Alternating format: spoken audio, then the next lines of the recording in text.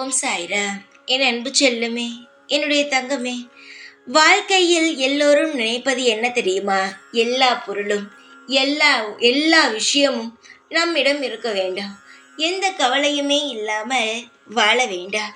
அதாவது நகை, படம், நிம்மதி, குடும்பத்தில் இருப்பவர்கள், இப்படி அனைத்துமே நன்றாக இருக்க வேண்டும்.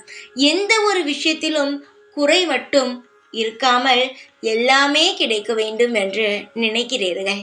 நீங்கள் அனைவரும் நினைப்பது தவறு. எப்படி தெரியுமா? நீங்கள் எல்லாம் ஒன்று நினைக்கிறீர்கள், இந்த உலகத்திலேயே எனக்கு மட்டும்தான் கஷ்டம். நான் வணங்கும் அந்த இறைவன் கூட சந்தோஷமாகத்தான் இருக்கிறார். நான் அவனுக்காக பூஜைகள் செய்கிறேன், அவனுக்கு தேவையானதை நான் செய்கிறேன். ஆனால் அவன் நிம்மதியாக இருக்கிறான். ஏன், எனக்கு துரோகம் செய்பவன் கூட எனக்கு நன்றாகத்தான் இருக்கிறான். இப்படி இல்லை, அவனுக்கு தான் தெரியும் அவனுடைய வாழ்க்கையில் எவ்வளவு கஷ்டம் என்று. இப்பொழுது உன்னிடம் எது உள்ளதோ அதை வைத்து திருப்திகரமாக வாழ பழக. நீ நினைக்கிறாய் இறைவன் சந்தோஷமாக இருக்கிறான் என்று. இறைவனிடம் கேட்டு பார்த்தால்தான் நிச்சயமாக தெரியும். நான் உன்னிடம் பேசுகிறேன், அதனால் நானே சொல்கிறேன். நான் ஒன்றும் நிம்மதியாக இருக்கவில்லை. இந்த சாயான நான் உன்னை எப்பொழுது ஒரு நல்ல ஒரு வழிக்கு கொண்டு செல்கிறேனோ, உன்னை எப்பொழுது திருப்திகரமாக வாழ வைக்கிறேனோ, அப்பொழுதுதான் எனக்கு சந்தோஷம். நீ நினைப்பாய் எனக்கு எப்பொழுது எல்லாம் கிடைக்கும் என்று. ஆசைகள் மட்டும் போகாது தங்கமே. இப்பொழுது நீ நினைப்பாய் மாதம் எனக்கு ஒரு சிறிய தொகை எனக்கு வருமானமாக வந்தால் போதும் என்று. அதை நான் உனக்கு ஏற்பாடு தந்த பிறகு இதற்கு மேல் ஒரு 10 ரூபாய் எனக்கு கூடுதலாக வந்தால் சந்தோஷமாக இருக்கும் என்றேன். அதையும் நான் தந்த பிறகு அடுத்தடுத்த ஆசைகள் உனக்குள் வந்து கொண்டே இருக்கும். ஆசைகள் எப்பொழுதும் நிற்கவே நிற்காது.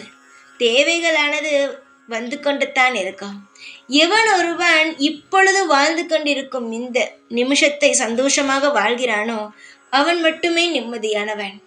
இப்பொழுது கடவுள் என்ன கொடுத்திருக்கிறான்? உண்ண உணவு, உடுத்த உடை, இப்படி நல்ல தூக்கம், இப்படிப்பட்டது. இது இருந்தால் நாளை இன்னும் அதிகமாக அந்த இறைவன் உனக்கு தருவான். அதை நினைத்துக்கொள். இப்பொழுதே நாளை நடக்கப் போகும் விஷயத்தை நினைத்து கவலைப்பட்டு கொண்டு இருக்காதே. உனக்காக நான் இருக்கிறேன் என்று எப்பொழுது நீ உண்மையாக உணர்கிறாயோ அந்த நொடி உன் வாழ்க்கையில் நீ சகலத்தையுமே அடைகிறாய். யாருமே இங்கு கஷ்டமில்லாமல் இருப்பது கிடையாது.